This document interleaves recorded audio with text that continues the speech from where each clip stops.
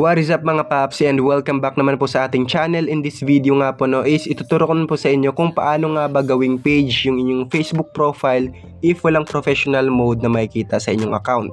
Tulad po nito. Ginawa ko po yung video na ito mga paps dahil meron pong nag-comment sa ating previous video about this topic na paano naman nga kung walang professional mode na makikita sa Facebook profile. Paano mato-turn on into page yung Facebook profile. So in this video mga paps, ituturo ko po sa inyo kung paano siya gawin. Pero kung bago pa lang napadaan sa channel mga paps and gusto mo yung mga ganitong klaseng video, kayo na pong bahalang mag-subscribe and i-hit ang notification bell para lagi kang updated every time na mag-upload ako ng mga bagong videos. And without further ado, tara, simulan natin to. So dito mga paps, sa inyong Facebook account, punta lang kayo sa menu, which is itong tatlong guhit sa taas. Click lang natin yan. Then scroll down lang natin. Then hanapin natin yung report a problem.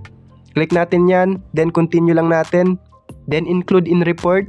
Dito mga paps, select lang natin tong profile. Then dito po sa type and explanation, pwede nating ilagay yung ganito.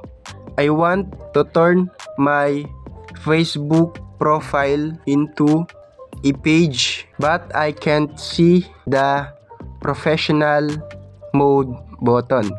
Hold up, please help me to fix it. Thank you. So pwede nyong gayahin yan mga paps, or pwede kayong gumawa ng sarili nyong message. Then dito naman sa box sa may plus mga paps, dito naman natin i-add yung screenshot ng problem, which is ito. So copy ko muna to, then balikan natin yung problem. Go back. So ito mga paps yung i-screenshot natin, then i-add natin doon or i-attach natin doon. So balik lang tayo doon. So automatic nandun na yung ating nilagay na explanation, then add lang natin yung screenshot ng problem. So ito yung i-add natin. Then after natin ma-add yung screenshot ng problem mga paps, send lang natin yan. Then thanks for letting us know. Your feedback helps us make Facebook better for everyone. Then automatic babalik lang tayo sa ating Facebook home. Then yung next step nyo pong gagawin mga paps is i-monitor yung inyong Facebook notification.